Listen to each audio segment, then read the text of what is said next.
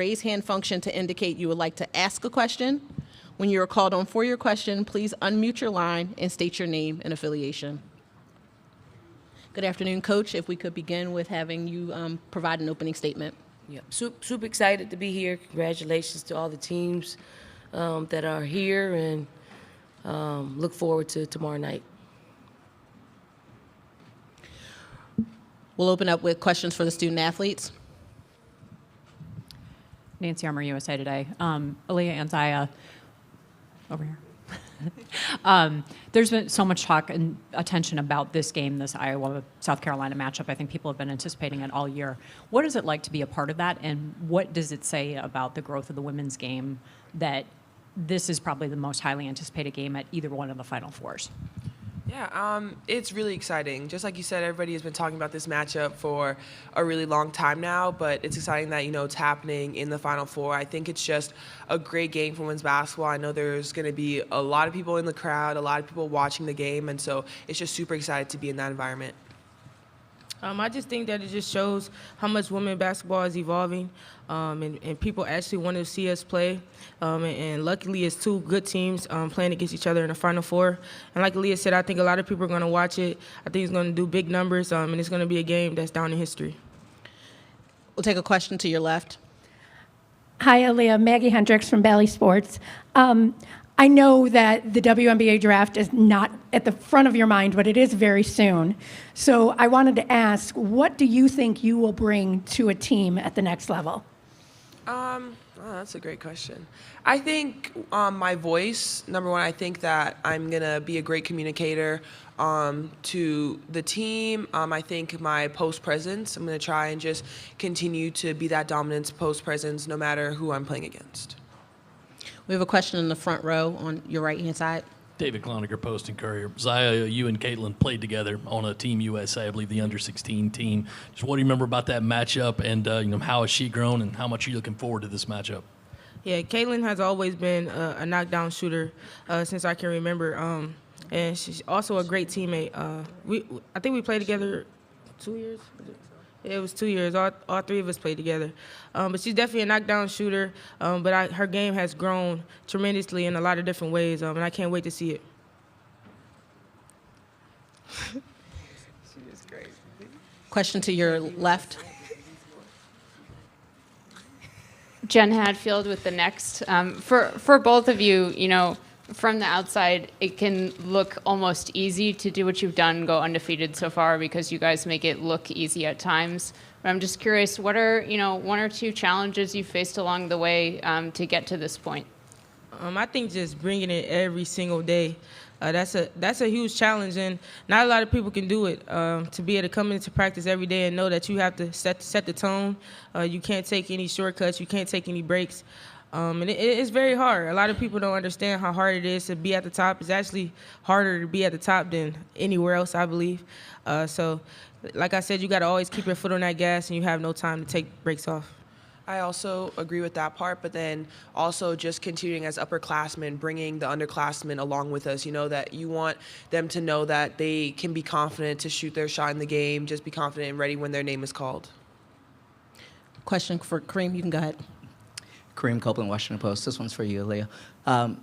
Dawn has talked a lot about the sacrifices that you made for your own individual numbers and things like that. I'm just curious, was there a time where maybe that stuff was more important to you and that you've grown, and how rewarding is it, to make that extra play where you're setting up your teammates instead of necessarily, going for yours, quote unquote? Yeah, I think I've always been that type of player that wants the betterment for the team. And so, just like you said, my numbers are down, but I think it's because of what we have going on here. Everyone is stepping up, everyone is hitting shots.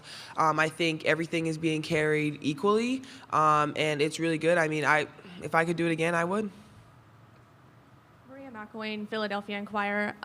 So we've seen that there's more interest in the women's game through TV viewership. How does it feel to be part of a growing movement, and how have you seen that grow over your 4 years? For both y'all. Okay.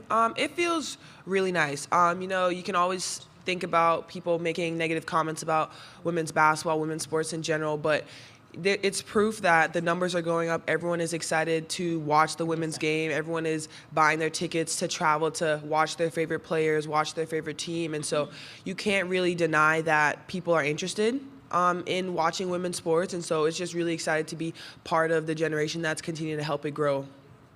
Agreed. One of the players, Lauren Moses of Valley Sports. I'm curious on how the alum of South Carolina have really encouraged you guys in your journeys ever since you were freshmen up until now. They've been in the same place. How have you guys used that encouragement, and how have you been able to do that for your freshmen? Aaliyah, if you could start first for us. Oh, shoot. A lot of the alum, they come back, they come to practice. They even reach out and they talk to us about things. There have been a couple times where Asia's reached out, and they travel like Ty travels, and they just come and they want to support. They want to support us, and they just give us tips. They've been where we are, and so they just want to see us grow. And for us helping the underclassmen as of right now, they're our sisters. We want to see them shine because we understand at some point we're not going to be on the same team with them, and they're going to be the new leaders of the program. And so we want them to just continue the tradition that we have. I agree. I think the alums have definitely helped me out a lot, especially all of the guards. With Ty being here with us, she's been giving me tips just to be on a big stage again. And like I said, I want to do the same thing for the younger ones. I always looked up to Ty. And I think I've done a pretty good job at leading the younger ones in the space that I'm in right now. So it's just a blessing to be here. For Aaliyah and then Zaya, Pete Yanity from WSPA TV. They've got obviously a great player guard who scores 27 a game. They've got a post player who scores, I think, 17 a game. So when have you encountered maybe an outside-inside threat like that this season? And talk about kind of scouting it and defending it, and how you can take care of one and the other at the same time. I think our whole league has prepared us. There have been teams that we play with a great post player and great guards that just do a great job passing the ball. And so I think we've been prepared for that, just understanding how we're going to do that. And, we're scouting them, understanding what they do well, just understanding that we're going to have to compete, be ready for 40 minutes, and just pressure them. I agree, but I also think we just can't focus on them. They have a whole starting five that we have to worry about. I think if we just get too focused on the main player, then we'll let others get off. So Coach definitely emphasized on that to make sure that we're playing everyone, and everyone that's on the floor is doing their defensive job to stop the team from doing what they usually do. Alan Cole, GamecockScoop.com. For either of you, you had a chance to get here that first year, and obviously the pandemic cut that short. How much did that motivate you, and kind of what was that time like during the pandemic, and I guess how much did it motivate you to maybe get back here once you did get a chance to play in tournaments 3 straight years? Yeah, the pandemic was definitely something that really hit hard, especially because we were doing so well in the season. But I think it motivated us because, we could never get that year back, but we did want to experience that March Madness, that Final Four, that national championship. And so, since that has happened, it's just something that we just continue to work on because we know that that is a year that we can never get back to experience this. This is for both of you guys. Obviously, you've been on this stage before here at the Final Four, but this is your guys' send-off Final Four. Mm-hmm. Is there any different feelings about this one, and is there any pressure to go out on top? I think pressure can either make you or break you, so I just want to use the pressure that I have in the best way possible to make me go out there and play very hard. But it definitely is an emotional moment just to know that this will be our last time all together, playing together. But we try to keep our emotions to the side and just focus on business right now. Alexis Davis, Rising Media Stars. Question for Aaliyah and Zaya. Being that your coach, Don Staley, has played at the highest level, WNBA, gold medals, everything, the whole nine, what has she taught you about how to handle the spotlight and making sure that you don't let it overwhelm you and you're focused on game time play? Yeah, Coach is a legend. That's just what she is. And so for us to be coached by her, it's just something truly special. But just like you said, she's taught us how not to get too high, just like you said, and too low, because staying balanced is the most important thing. Being able to compartmentalize different aspects of what's happening, but be focused and ready to go when it's time to step on the floor. I think Something coach always had to tell me is don't get too high with the highs or low with the lows. She just says maintain. So that's what I try to do the best I can. It took me a while to get here, but I finally can maintain.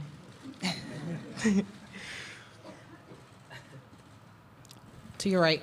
Hey, Emily Adams with the Greenville News.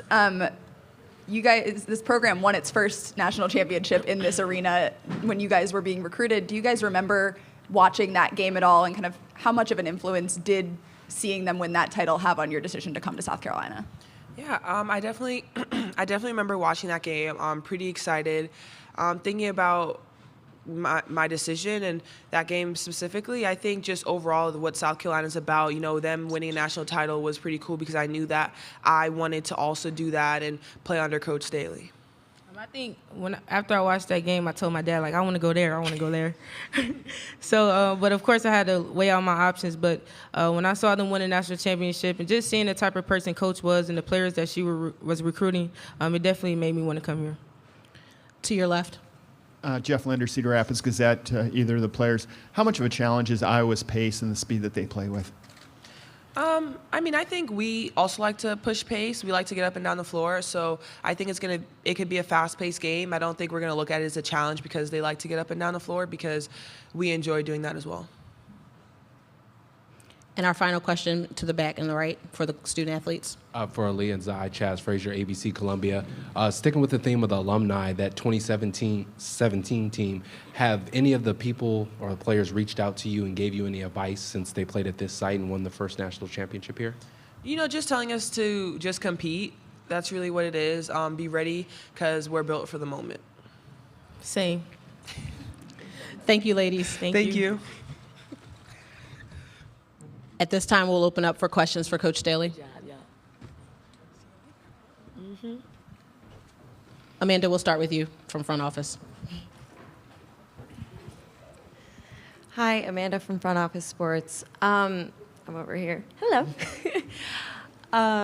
So you've talked a lot about, as far as investment in the women's game, the women's tournament getting units, maybe breaking off the media rights package. Let's say the NCAA does get more money to invest. In addition to units, what would you like to see them invest in to improve the women's Final Four even more? You said aside from the units? I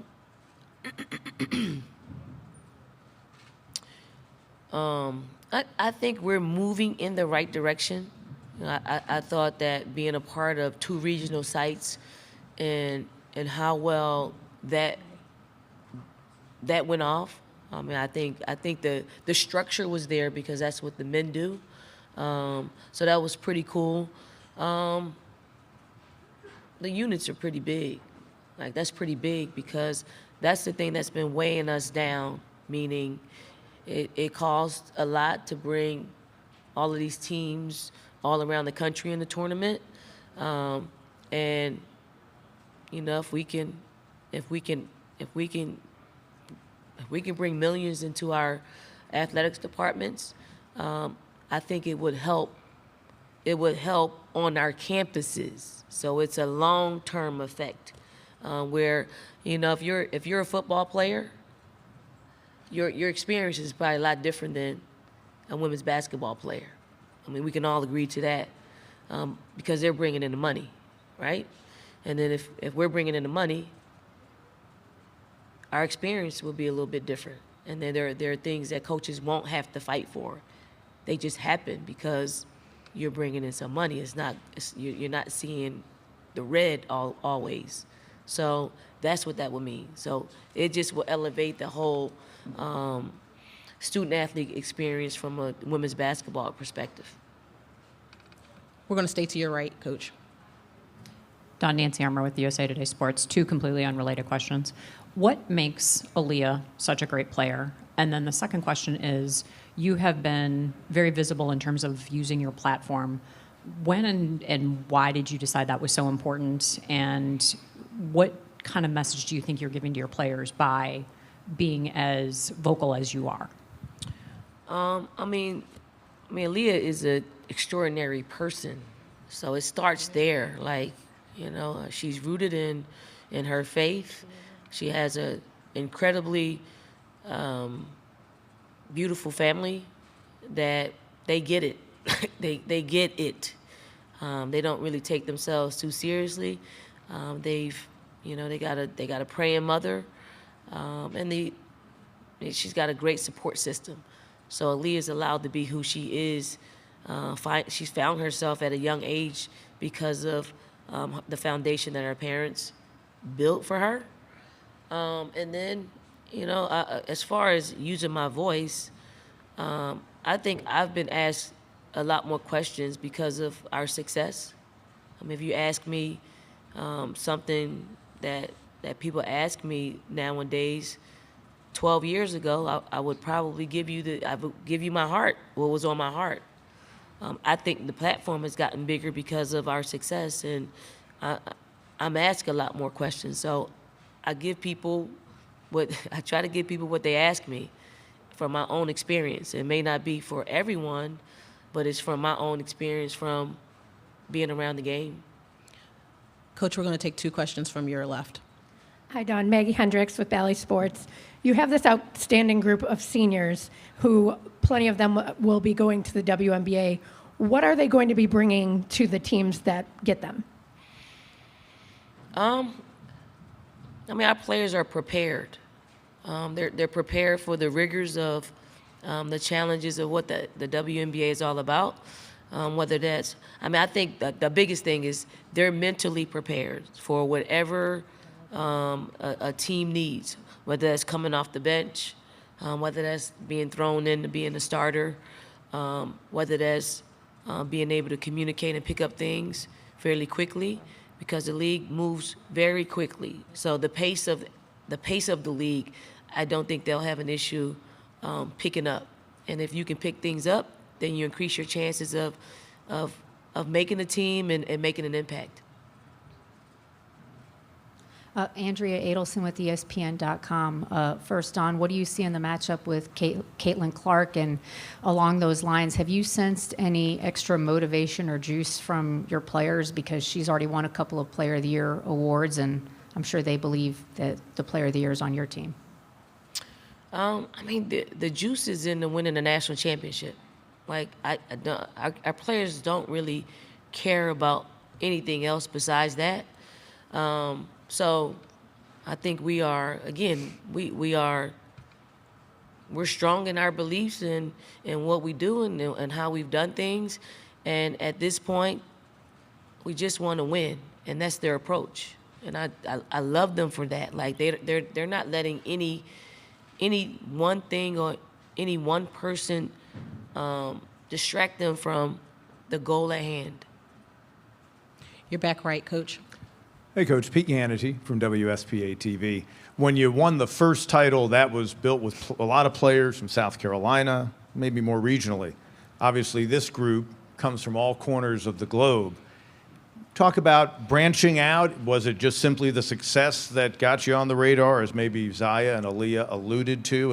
And just what an interesting collection of kids from South America, Canada, and various, U.S. states and territories. I think what's attractive about our program is I think we're just authentic. Whether you like us or not, you can respect where we're coming from. I know the parents, the parents of the players or prospects that I recruit, that we recruit. They know that what we're telling them holds true from us telling them, and then when they come on the campus, they hear it from other players, they meet other parents, and it's something that you have to want for yourself and for your daughter, because it's not easy. Coming to South Carolina is not an easy thing. It becomes easier when you're able to grasp what we want. We want them to be successful individually and collectively. How you get there, it's hard and it's uncomfortable. But once you're there, you have a pretty good understanding of how it works and how to be successful. Excuse me. To your back and your left-hand side, Coach. Hi, Coach. Jen Hadfield with The Next. Just curious, what have you learned from any of your previous Final Four runs at South Carolina that you can apply this year, either as you prepare individually or as you prepare your team? I mean, I can remember there's just really a lot of stuff that you have to do. So if you don't know that and you're experiencing it for the first time, it's hard because you don't feel like you get enough time to prep. And it's the biggest stage of college women's basketball. Thank you. So that's what it is. I just prepare for long days and less prep time. But once you're here, you're not gonna create any magic. You're not gonna create any magic. And I do think rest is equally as important as getting out on the floor and working out. So just the experience of getting back here and knowing and where to focus, so. Coach. Hey, Coach, Doug Feinberg, the AP. Ticket prices for the women is more than the men on average. There's an undefeated team with you guys. There's Caitlin Clark, there's Leah Boston. It seems there's a lot more interest and storylines on the women's Final Four and the men's Final Four. You've been around this game for a while. Is that a good thing to see, that the growth of this, that there's more interest and attention on the games on Friday than potentially on Saturday and then on Sunday instead of Monday? Yeah, it's great. I mean, it's been building towards this for a long time, and fortunately for us, not just South Carolina, just us as women's basketball.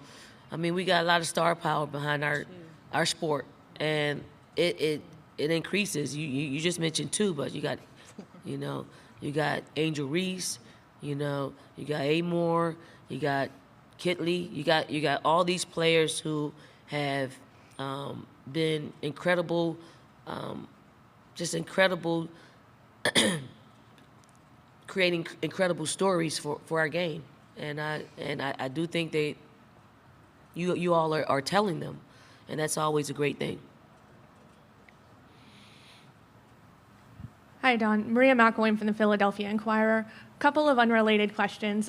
First one, kind of bouncing off of that. People were saying, "Oh, Dawn should go for the Temple men's basketball job." Did you have any thoughts on that? Obviously, you've got a good thing going here in South Carolina. No thoughts. I don't want to coach in the men's game. Yeah. Right here. It's cold up there too. Hey, Phil Kornbluth, Sports Talk Media Network in South Carolina. Back in your playing days, when you were facing a great individual opponent, did you seek out the job of defending that opponent yourself? And inside your locker room right now, is there kind of a battle about who's going to defend Caitlin? I mean, did I seek out? I don't know if I think Debbie Ryan just knew. I think she just knew, so it wasn't. I think she played off of my competitiveness, and so I think I guarded. Maybe Tammy guarded it. I don't know. But in our locker room, yes, they're super competitive. They all want a chance to guard her, and it's going to take all of them probably, and more to guard Caitlin. I mean, she is someone that is unpredictable. Like she'll be able to pivot and take and make incredible shots, both from way outside the three to at the rim. So we got to show her different looks in order for us to hopefully keep her somewhat under control. Coach, we're going to go to your right-hand side, that third row.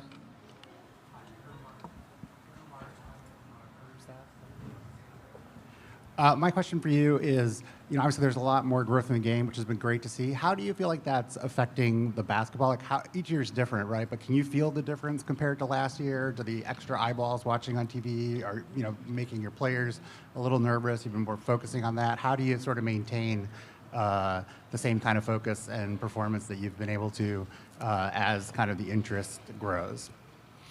Well, I'll say this. The people in Columbia, South Carolina, our fans, our local media, they've put us on a big stage for a very long time. So we've created habits to help us deal with situations like this. Like, I don't think, our players are going to run from the spotlight. I think they run towards it because they want to win a national championship. So we've created habits and approaches to big games like this that will keep our nerves under wraps. And, for me, I follow their lead.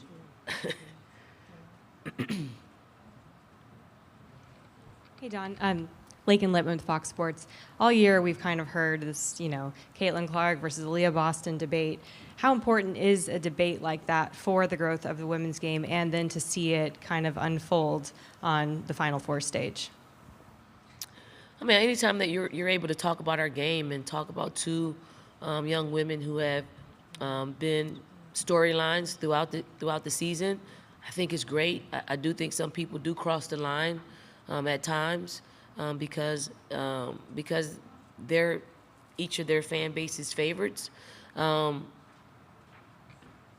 it's being talked about. I don't like when people cross the line, and because our game is, it's pure, it's blossoming, but I guess it's part of sports when people can take jabs at either at either young people. I just hope they're not looking at it and seeing it because it's not cool. Coach, to your right in the back. Coach Zach Proletsky, Fox Carolina. What do you remember about that trip to Dallas in 2017 in the Final Four? And how do you think your program has grown, evolved to be here today, going for back-to-back thirds since then? I love Dallas. I love Dallas. Dallas is where we got our first national championship. I just remember, obviously the Dallas police officers, the motorcade, they get us where we need to go. It's super cool seeing that, and it was super cool to experience that again. I just remember the shot that beat UConn, and then having an all SEC national championship game, and then us knowing Mississippi State as well as we knew them because we played them 3 weeks before in the SEC tournament championship, and I just remember it's the familiarity of our opponent, and knowing that we got a really good shot at winning, and then our players, although it was really hard to win, they made a mounting comeback, but relieved that we actually won a championship. Coach, we're going to stay back to that back row in the right-hand side. Cora Hall for the Greenville News. Don, your players were just talking about the alum from that first championship team as well as others they have relationships with. What does it mean to you to see your alum continue to pour into the current players and also to see the ripple effect that has on them to want to continue that? It's cool. Every season is a lot different, but every player that has played in our program, they leave a legacy of leadership that just continues to trickle down to the younger players. And I know, the players the former players that come back, the ones that are in the WNBA, they talk more about the WNBA than they do actually this moment that we're in. And I'm happy that they get to hear some of their experiences. Some of them got a big decision to make over the next few days. So it's cool that we got a somewhat of a cheat code of having a lot of players in the league to allow them to make an informed decision. Coach Judy Gatson from WIS-TV, excuse me. 2 questions completely unrelated. Number 1, so much is being made of the individual awards, but when we look at Greenville and the MVP, and we look even yesterday with the National Defensive Player of the Year, Aaliyah Boston used both occasions to highlight her teammates, LA and Bree Beal. Talk a little bit about how much that attitude, that selflessness has impacted the personality and character of your team, and also when it comes to the winning formula for South Carolina, in addition to what we see on the court, the strength and conditioning, the preparation that we don't see off the court, how that has played a factor? Yep. I mean, Leah Boston, there will not be another Leah Boston. Her selflessness, her ability to meet moments on the court and off the court, and it's authentic, it's organic, it's genuine. She really means everything that she says out of her mouth. Like, she really means it. So I'm not surprised that she used in that moment where she's being recognized and rewarded for the efforts that she's given our team over the past 4 years, to bestow it on someone else on her team is Aaliyah Boston-like. And then, I mean, our strength and conditioning coach, they call performance coaches now, our athletic trainer, I mean, they are the ones that, when we are our most healthiest, we are our most successful. And a lot has to do with Molly Benetti and Craig Oates, who, I mean, and they get along. Like, I do think they go out drinking too at times. But they have built a relationship to where, you know, they work well together. They book in our players into getting their mind, body, and souls in a place where they have to get up to practice like we practice every single day. So they have a lot to do with that, because we're as coaches, we're not a part of that. You know, the performance coach and the trainer are joined at the hip to make sure that our players are in a great position to perform every single day. So to be at the Final Four, to prep for the semifinals game tomorrow, a lot of credit has to go to them in making sure that our players are ready to rock and roll. We'll take our final question from the back row. Hi, Coach Newey Scruggs, NBC Dallas.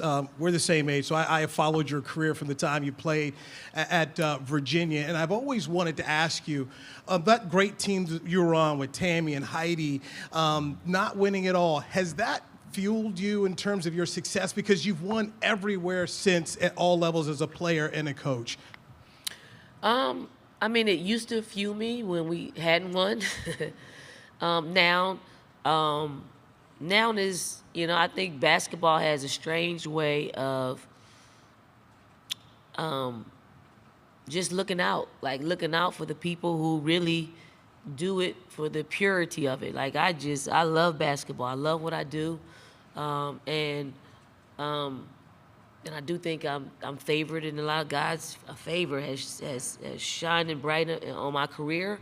But no, I'm not driven by it anymore. But it was one of my lifelong dreams as a child growing up in North Philly in the projects. I only saw women play 2 times on television. That was the Olympics, and that was the national championship game. And that was the driving force in me wanting to accomplish that, because at that time that was the biggest, and it's probably still the biggest thing besides playing in the league. Thank you, Coach. Thank you. Thank you all for covering our game.